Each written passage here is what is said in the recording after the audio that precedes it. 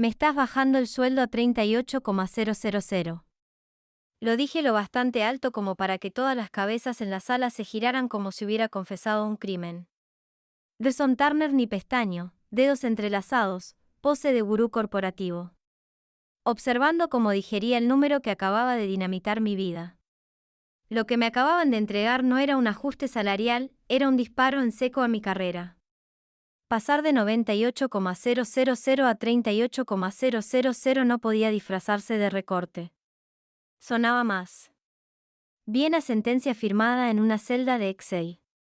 El documento en la mesa llevaba por título Reestructuración organizativa y justo debajo mi nombre en la tipografía más impersonal posible. Todo olía a Berto, no a política empresarial. La frase de Grayson rompió el aire como cuchilló en mantequilla. Es en toda la compañía de Cota. Nada personal. Nada personal. Claro. 3 jefes de departamento habían recibido paquetes de salida generosos. Yo, en cambio, sentado frente a un papel que me reducía el sueldo más del 60% sin indemnización, sin salida digna. Eso no era personal y no era lo único. 2 meses antes me habían restringido el acceso al laboratorio temporalmente sin explicación convincente. Los presupuestos de mis proyectos habían sido recortados de manera quirúrgica, sin motivo aparente, equipos reasignados, señales que ahora encajaban como piezas de un rompecabezas envenenado. No extendí la mano hacia él. Papel. Lo miraba fijo, como si existiera la mínima posibilidad de que ardiera por combustión espontánea. Un hombre de finanzas, cuyo nombre jamás consideré digno de recordar, intervino con voz de manual. El mercado está cambiando. Tenemos que alinear los recursos con los ingresos actual. Traducción al idioma real. Estamos perdiendo dinero y alguien tiene que cargar con la culpa. En ese momento, todos los ojos se clavaron en mí como si esperaran que aceptara él. Papel de chivo expiatorio. Pero yo ya había entendido el guión. El escenario estaba montado desde antes. La reducción de acceso, la poda de presupuestos, la marginación sutil. No era un error administrativo, era un desalojo cuidadosamente calculado y yo no estaba dispuesto a interpretar ese tipo de finanzas. Aún seguía murmurando frases de consultor, el mercado está cambiando, hay que realinear recursos. Pero en mi cabeza la traducción era otra. La empresa se hunde y hemos elegido quién paz. Yo me llamo Dakota Pierce, tengo 36 años soltero y vivo en un loft reciclado en el centro de Portland. Desde hace 7 años soy ingeniero líder de materiales en Brighton Dynamics, la empresa que fabrica los adhesivos y selladores que mantienen juntas vigas de acero y hacen que las alas de un avión sigan en su sitio. Si algo puedo afirmar con pruebas es esto. En los últimos 3 años mis desarrollos duplicaron los ingresos de la compañía, así que escuchar a Grayson hablar de ajustes me pareció un insulto en estéreo. Déjenme pensarlo, dije empujando la silla hacia atrás. Él arqueó las cejas como si acabara de sugerir un ritual pagano en medio de la junta. Esto no es una negociación de cota, una oportunidad para que pagar la hipoteca con buenas intenciones. Un silencio cargado se extendió por las podías escuchar hasta el zumbido de las lámparas fluorescentes. Me puse la chaqueta y caminé hacia la puerta. ¿A dónde crees que vas?, me lanzó Grayson. Me detuve con la mano en el picapor a pensar si trabajo por el 40% de lo que valgo o si busco un lugar donde realmente aprecien lo que aporto. Mentí. No había nada que pensar. Yo ya sabía exactamente qué iba a hacer porque todo esto no había empezado hoy. Llevaba 6 meses oliendo la jugada. Reuniones de presupuesto a las que ya no me invitaban, proyectos reasignados sin explicaciones, equipos pedidos para mis investigaciones que de pronto quedaban en espera indefinida, incluso mis asistentes de investigación redistribuidos de forma sospechosa a otros departamentos. Las piezas ya estaban claras, pero la confirmación llegó 3 semanas antes, cuando entré en la sala de descanso y encontré a Grayson y a Bradley Holt, el jeep de operaciones inclinado sobre mis notas de laboratorio impresas. Cuando me vieron, se dispersaron como cucarachas al encender la luz. No dijeron nada, pero no hacía falta. Yo había visto lo suficiente. Querían apartarme y quedarse con mi trabajo. Ese fue su primer error. Salí del edificio con el plan latiendo en la cabeza. Tenían razón en una cosa. El mercado estaba cambiando, pero lo que no entendían es que yo ya llevaba tiempo preparándome para este momento. Y cuando el tablero está en tu contra, la única salida es jugar con tus propias piezas. Salí del estacionamiento con el corazón golpeando como tan conduje mi viejo Honda Civic por calles húmedas hasta llegar al callejón detrás de mi edificio. Aparqué, crucé la puerta lateral y subí por el montacargas hasta el 8º piso. MIF no era nada del otro mundo. Paredes de ladrillo visto, lámparas industriales, muebles comprados en ventas de herencia, pero lo que importaba estaba escondido al fondo tras la cocina, un espacio que cualquiera llamaría almacén, aunque yo lo conocía como mi seguro de vida. Ese cuarto había sido mi refugio durante 3 años. Cada noche después de mis horas en Brighton me encerraba allí para trabajar en silencio. Había juntado equipo usado de subastas, reactivos químicos comprados con mi propia tarjeta y cuadernos llenos de fórmulas que no existían en ningún otro lugar del planeta. Mientras mis jefes me trataban como si fuera reemplazable, yo construía algo que no podían ni imaginar. El gran giro sucedió un martes de febrero. Llevaba meses estrellándome contra el mismo muro. Cómo crear un adhesivo estructural capaz de curar en temperaturas bajo cero sin perder resistencia. En teoría, imposible. Cualquier químico industrial te diría lo mismo. La mayoría de los pegamentos requieren calor para fijarse correctamente y eso funciona en fábricas climatizadas. Pero, ¿qué pasa con un oleoducto congelado en Alaska o una turbina eólica en pleno invierno de Montana? Ahí la necesidad era brutal. Intenté todo lo obvio. Cadenas poliméricas distintas, catalizadores nuevos, agentes de curado alterados, una prueba tras otra y siempre el mismo resultado. Fallos. La mezcla no soportaba el frío, se volvía quebradiza o directamente y esa noche estaba recogiendo. Tras otro experimento fallido cuando ocurrió lo inesperado. Golpeé sin querer un vaso de precipitado lleno de un disolvente experimental y lo derramé sobre una tanda de resina epoxi en la mesa. Me quedé paralizado, seguro de que había arruinado la mezcla, pero al observar noté algo extraño. En lugar de coagularse o separarse, la sustancia se transformaba en un gel uniforme con una textura completamente. El gel seguía maleable cerca de los 40, unos 4S. Durante los siguientes 4 meses viví en ese laboratorio improvisado. Refiné la fórmula, la probé en juntas metálicas, paneles compuestos, piezas sometidas a estrés. Una y otra vez los resultados confirmaban lo mismo. Había encontrado lo que toda la industria buscaba desde hacía décadas. El destino de mi futuro. Ya no estaba en el papel que Grayson me había arrojado en la mesa. Estaba en ese gel, naciendo de un error que resultó ser mi mejor descubrimiento. Aquel hallazgo cambió mi vida, lo que parecía un descuido de laboratorio, se convirtió en la respuesta a un problema que había frenado a químicos industriales durante décadas. Pero yo sabía algo crucial. Un invento así no significaba nada si no podía protegerlo legalmente. Pasé semanas enteras documentando cada avance. Con precisión quirúrgica. Monté una cámara barata en una esquina del cuarto y grabé cada prueba relevante, cada variación de fórmula, cada resultado. Guardaba recibos de cada químico comprado con mi tarjeta personal, notas de laboratorio fechadas y firmadas con mi puño y letra, incluso fotos del espacio para demostrar que todo ocurría lejos de las instalaciones de Bristol. Nadie podría alegar que había usado los recursos de la empresa. Con cada comprobante que archivaba me sentía más blindado.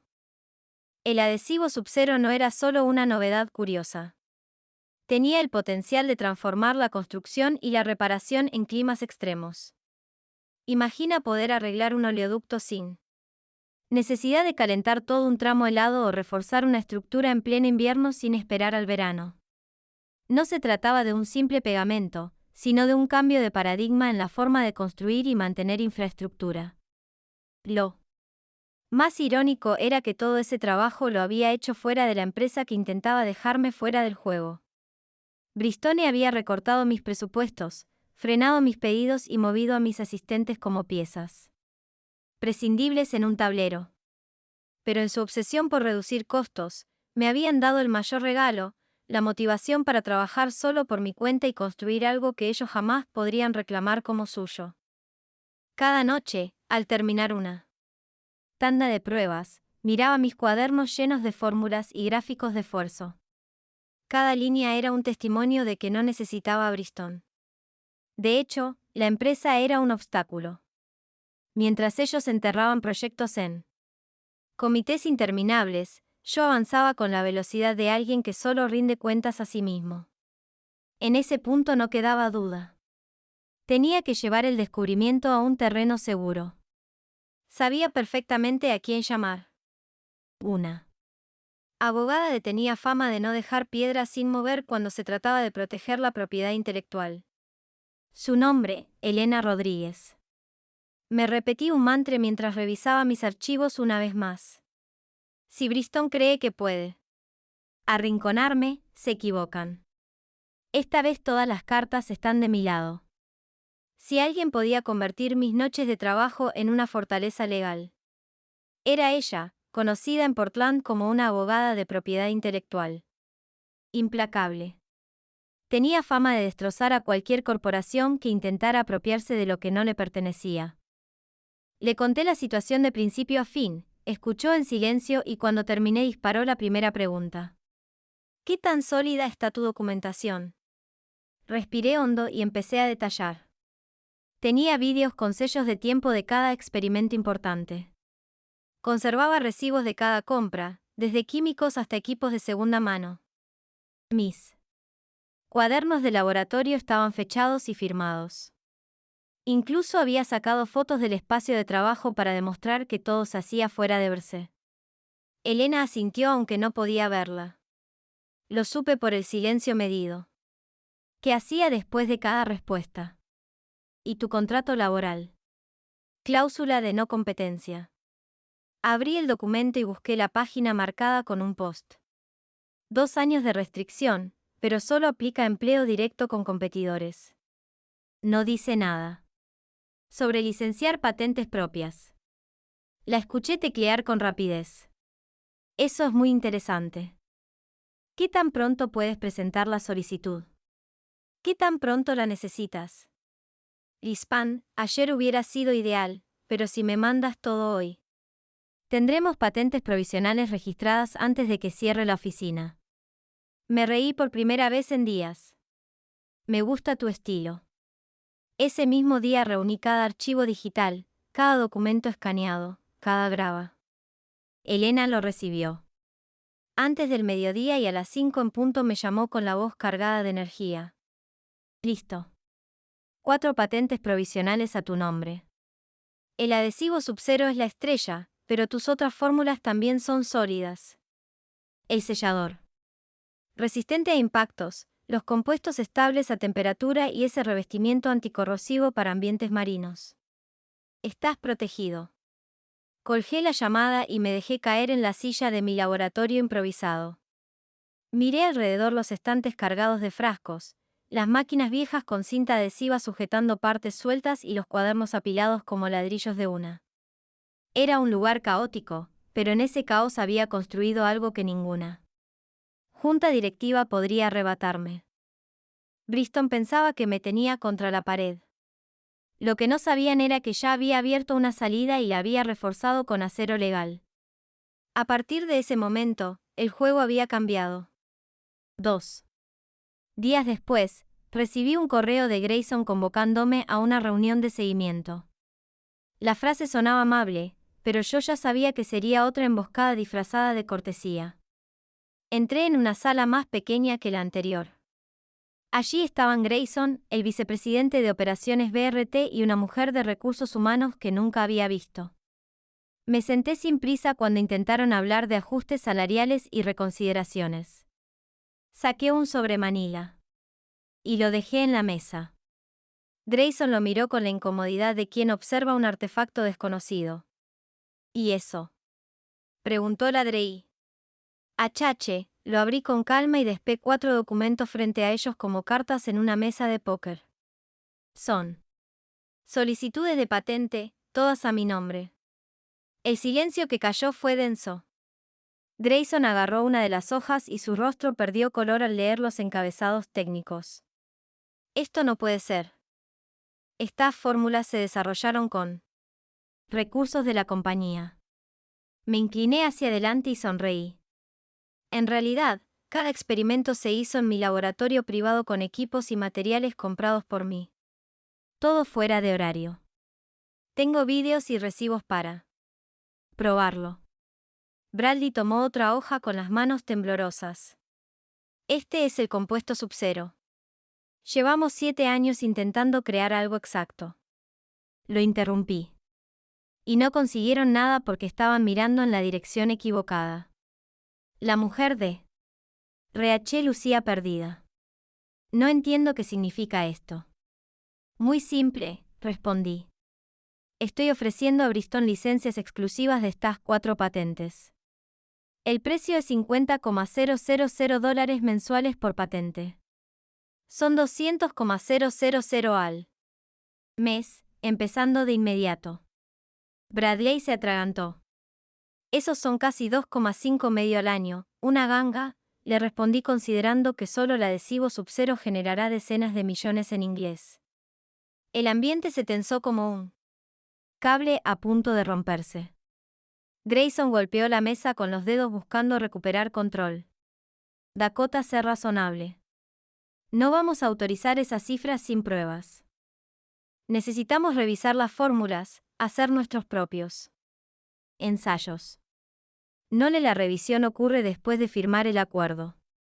Si quieren probar las muestras, podrán comprarlas a precio de mercado una vez que la licencia esté activa. Me puse de pie y recogí los documentos con calma. Entonces, no hay trato y para que quede claro, presento mi renuncia hoy mismo. Mi último día será viernes 18 de octubre. La mujer de RH abrió los ojos como platos. Bradley soltó un no puedes hacer eso. Yo sonreí mientras me dirigí a la puerta. Sí puedo. Oregon es un estado de empleo a voluntad. Y por cierto, ya estoy en conversaciones con Prige Industries. Mentira, pero a veces una mentira estratégica es el primer paso de una negociación más grande. Salí de la oficina de Bristol con una mezcla de rabia contenida y una claridad absoluta. La partida apenas estaba empezando. Esa misma tarde me senté frente al computador en mi loft y trae el mapa del mercado. Había 3 jugadores que darían cualquier cosa por poner sus manos en un adhesivo de curado Sub-Zero. Pikish Industries, Industrial Solutions Group, IG y Consolidated Crage era la elección natural. Tenían músculo financiero, infraestructura global y una reputación agresiva cuando se trataba de innovación. Marqué el número de su central y pedí hablar con la directora de IPU. Su nombre aparecía en cada artículo de innovación química de la última década. Cuando finalmente respondió, fui directo al grano. Soy Dakota Pierce. Tengo una tecnología que podría interesarles. Adhesivos estructurales que mantienen su resistencia. Incluso al otro lado hubo un silencio corto seguido de incredulidad. Eso no es posible con la química actual. Lo era, la corregí.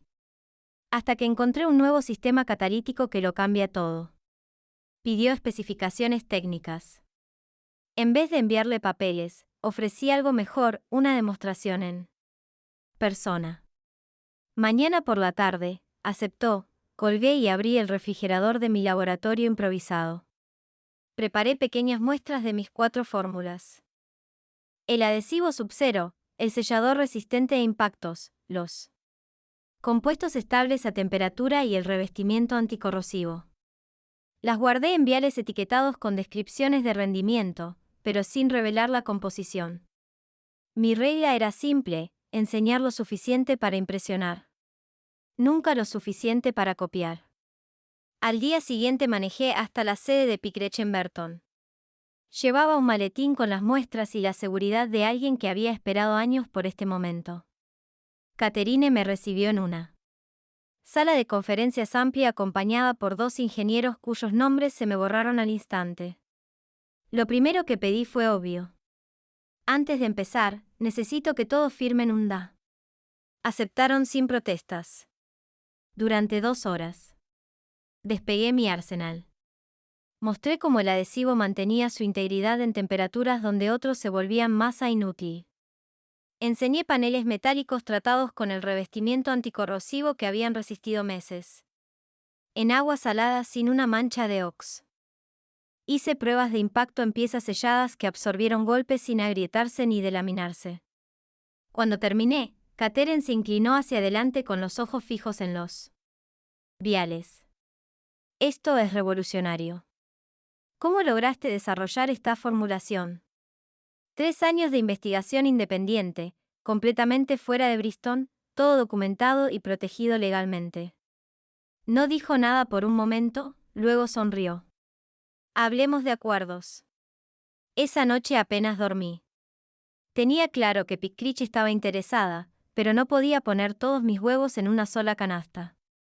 Así que mientras las muestras reposaban en su refrigerador corporativo, yo estaba al teléfono con los otros 2 gigantes, Industrial Solutions Group. Ambos reaccionaron casi igual que Catherine, primero la incredulidad, luego la curiosidad y finalmente la codicia disfrazada de formalidad. Todos querían lo mismo. Exclusividad. Me ofrecieron cifras jugosas, cláusulas blindadas, la promesa de contratos a largo plazo. Pero lo que ninguno sabía era que yo ya tenía en mente una jugada distinta. El lunes convoqué a las 3 compañías a reuniones privadas, una tras otra. Cuando llegó el momento de hablar de dinero, dejé mi propuesta sobre la mesa con la calma de un jugador que sabe que su mano es imbatible. Nada de exclusividad. Mi oferta es simple. Licencias no exclusivas para todos los interesados. Con un 20% de regalías sobre los ingresos brutos, sin bonos de firma, sin contratos esclavizantes.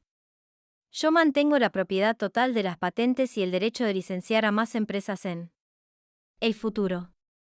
El silencio siempre dura lo mismo, 10 segundos exactos, luego vienen las objeciones. Eso no tiene sentido, dijo un ejecutivo de ES. ¿Por qué invertiríamos millones en escalar producción si nuestros competidores tendrán acceso al mismo producto? Me incliné hacia atrás en la silla porque la compañía que llegue primero al mercado dominará la cuota más grande, porque desarrollar algo equivalente desde cero les costaría 10 veces más y al menos 5 años de fracaso. Y porque cuando la demanda explote en 6 meses agradecerán haber entrado temprano. Catherine me miró con una mezcla de frustración y respeto. Lo estás estructurando para generar competencia. ¿Cuál es el verdadero motivo? Sonreí. Maximizar el impacto, disruptir a Brayton y al resto del mercado de una sola vez. Nadie lo admitió en voz alta, pero entendieron que la jugada tenía lógica. Si todos entraban al mismo tiempo, yo ganaba regalías de varios frentes y ellos tenían la oportunidad de superar a sus rivales en velocidad de ejecución. Al final, lo único que importaba era quién llevaría primero los productos a gran escala. El miércoles. Recibí confirmación de los 3 aceptaban mis términos. Me encontré de repente con un futuro proyectado de más de $0,000 al año en regalías una vez que la producción alcanzara su ritmo máximo.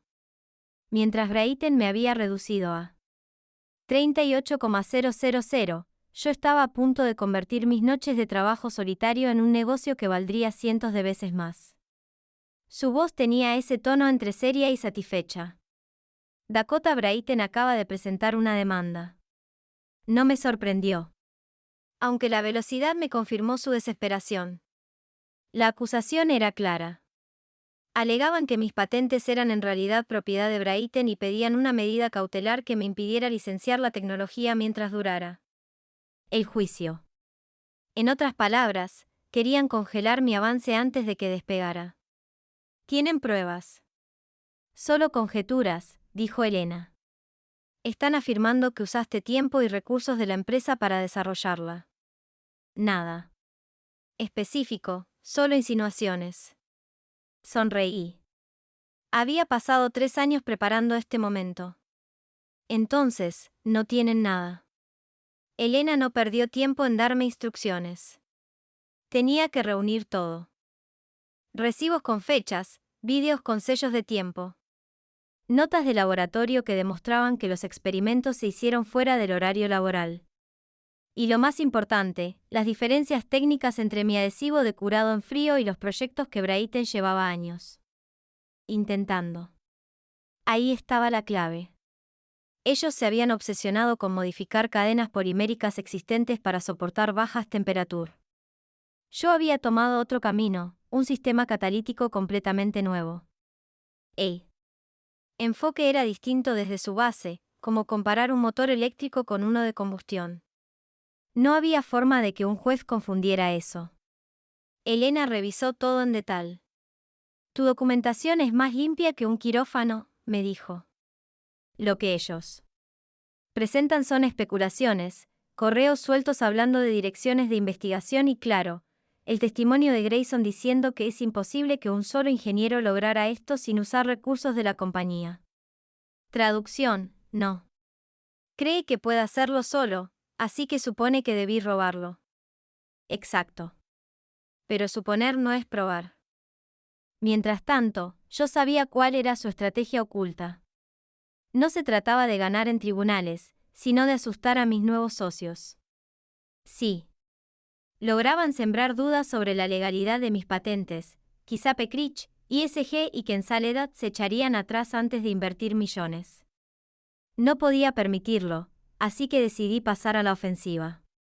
Convocamos a los 3 licenciatarios a una reunión urgente.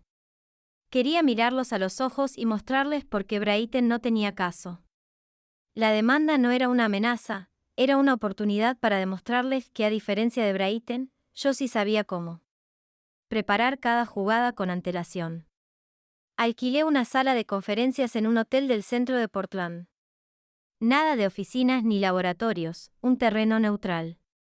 Lejos de las torres de cristal, donde la política pesaba más que la lógica.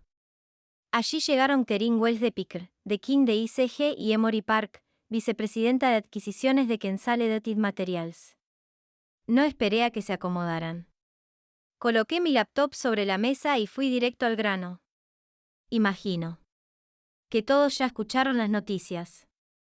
Brayton me demandó alegando que las patentes que acaban de licenciar pertenecen a ellos. Quiero aclarar esto de frente, sin rumores ni interpretaciones. Kerin fue la primera en hablar. Nuestro equipo legal está preocupado por la medida cautela. Si el juez la concede, no podremos avanzar en producción.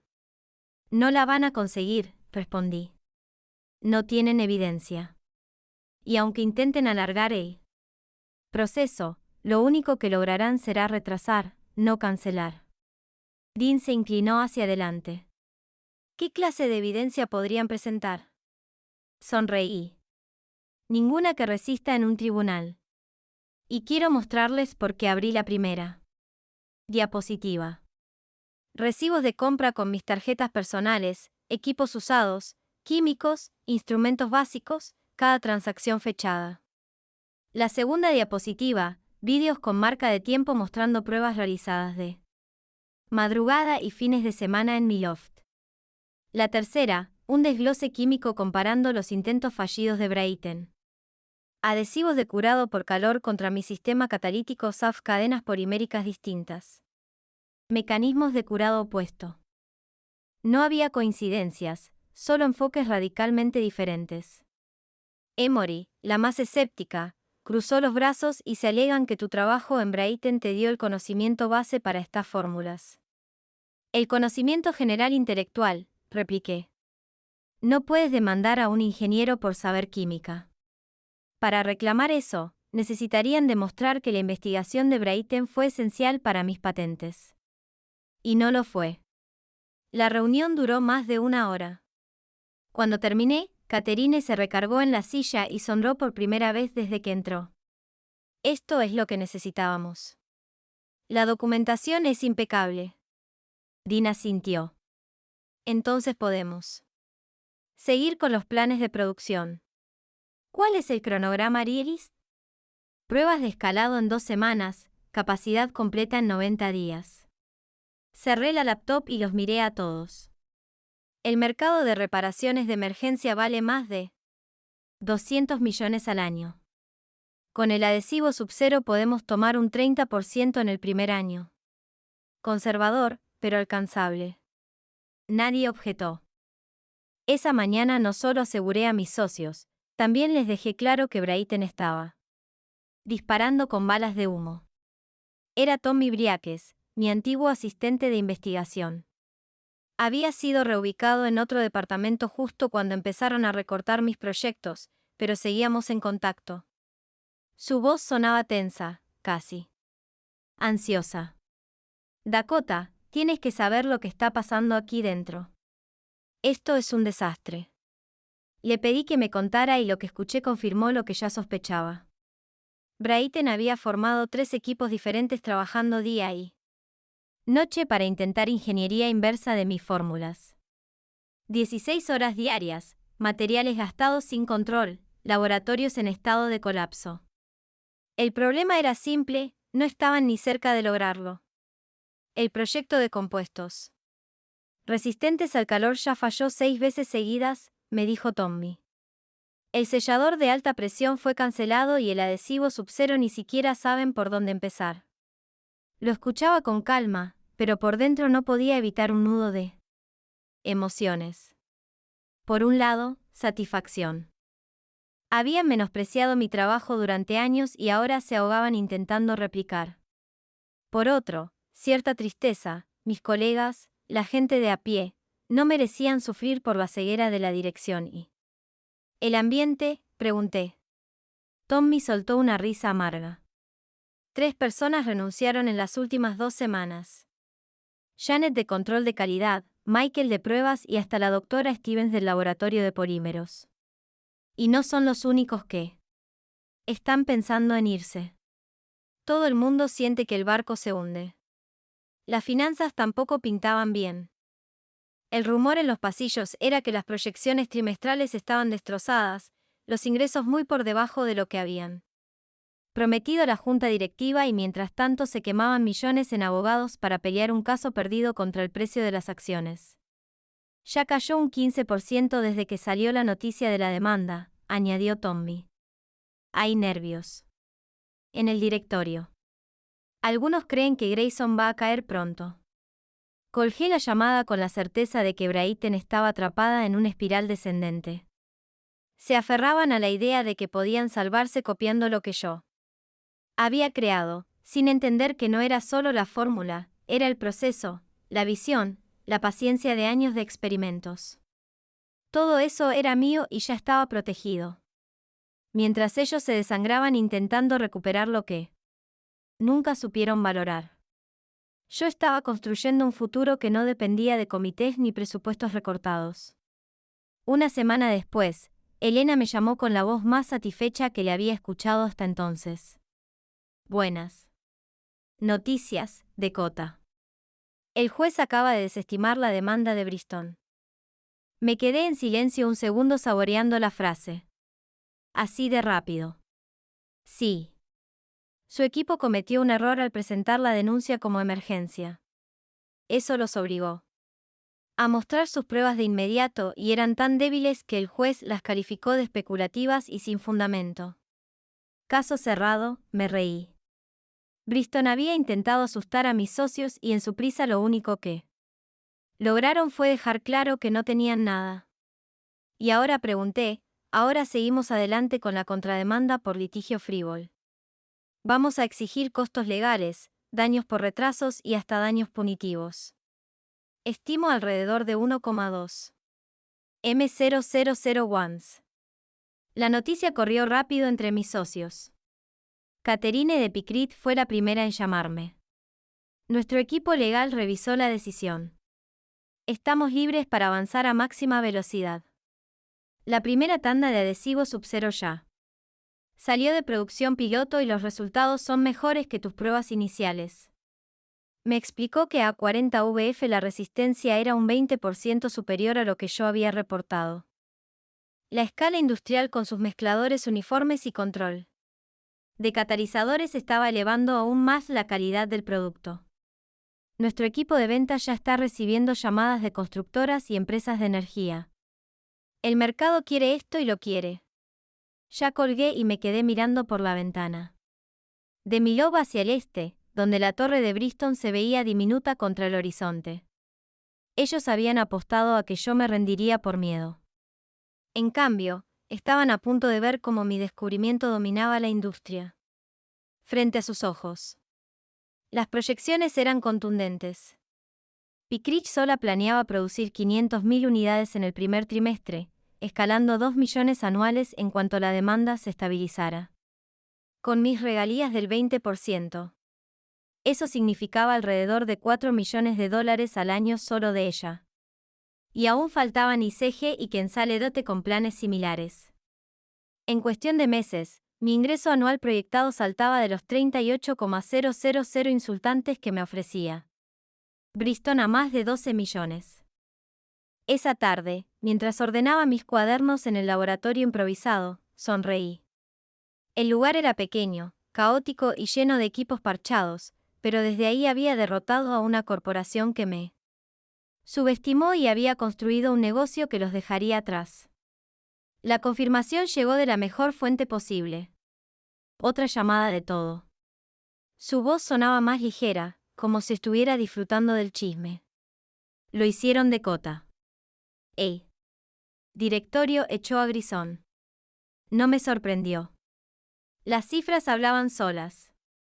Ingresos cayendo un 35%. Proyectos clave cancelados. La acción desplomándose. Grisón había jugado sus cartas como si todavía tuviera poder. Pero la mesa ya no le respondía.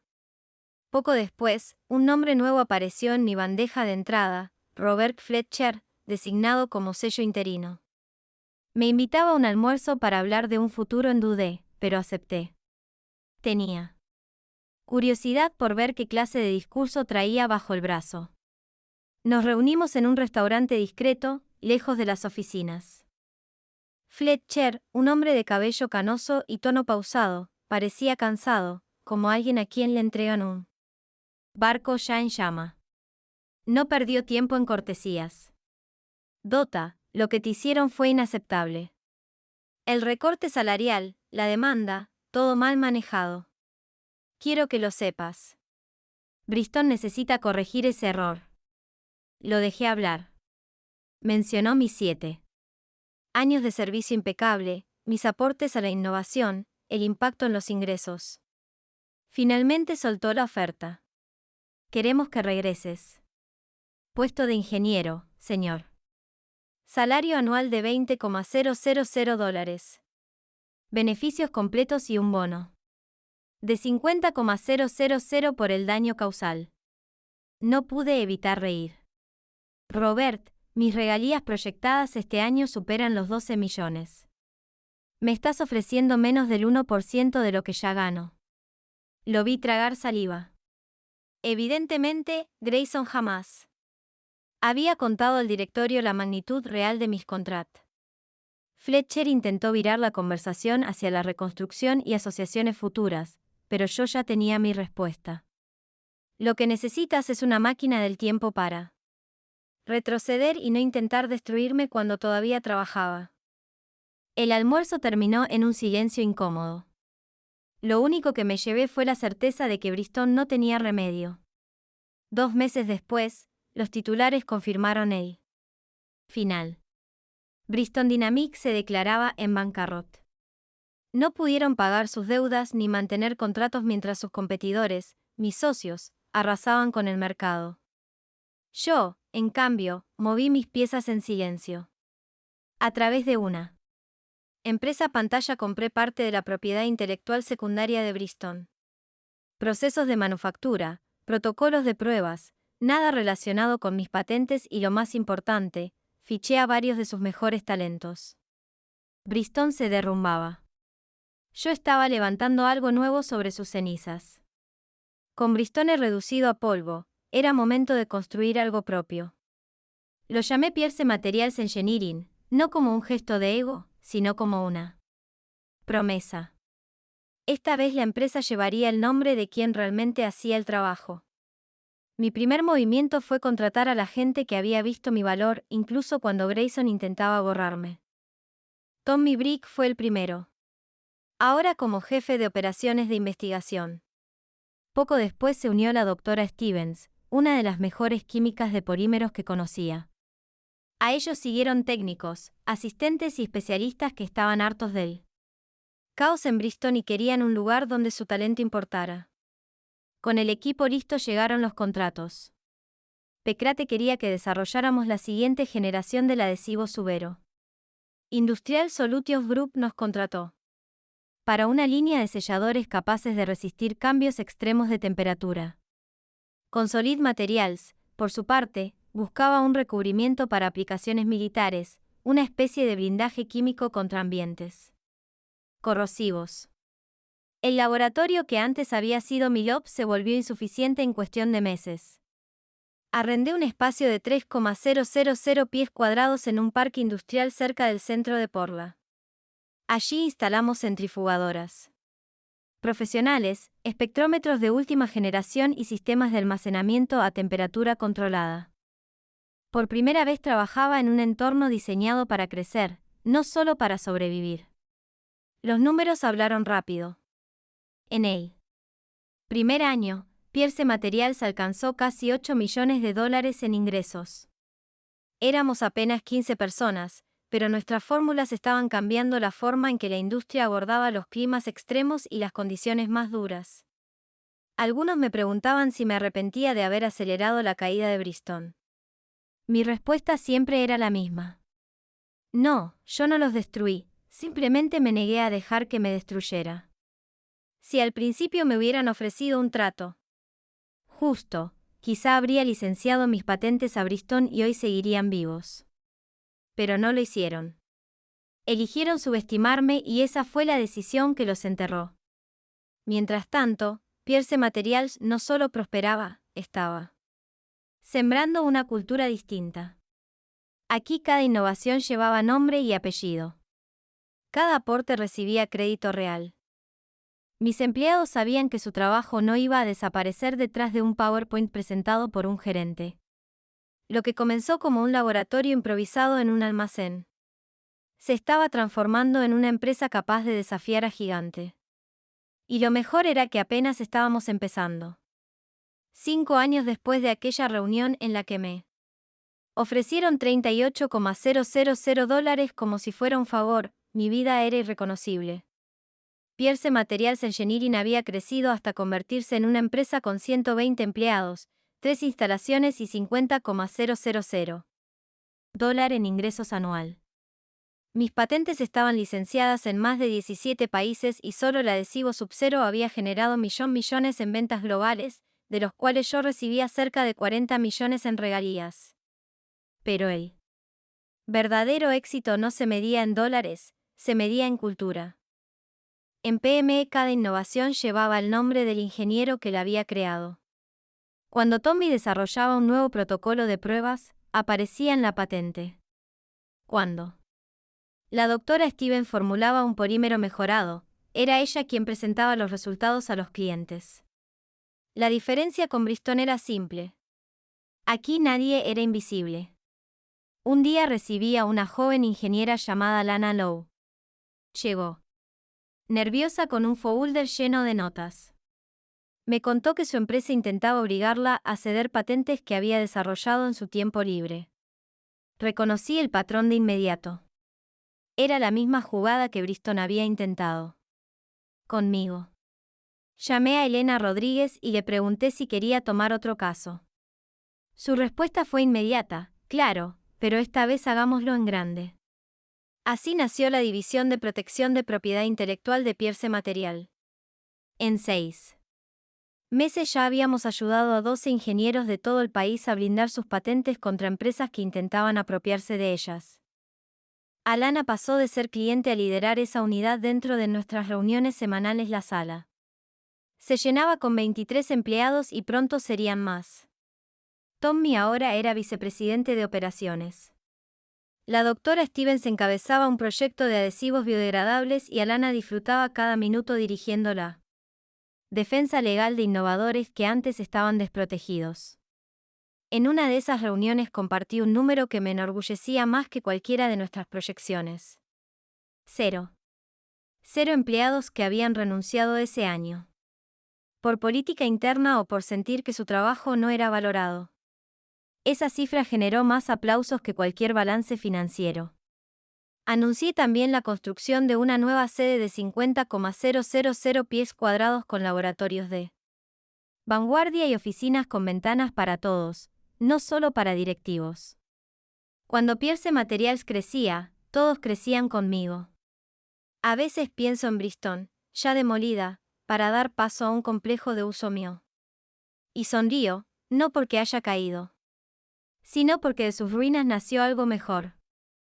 Al final, la mejor venganza nunca fue destruirlos, fue vivir bien y construir algo que ellos jamás imaginaron posible.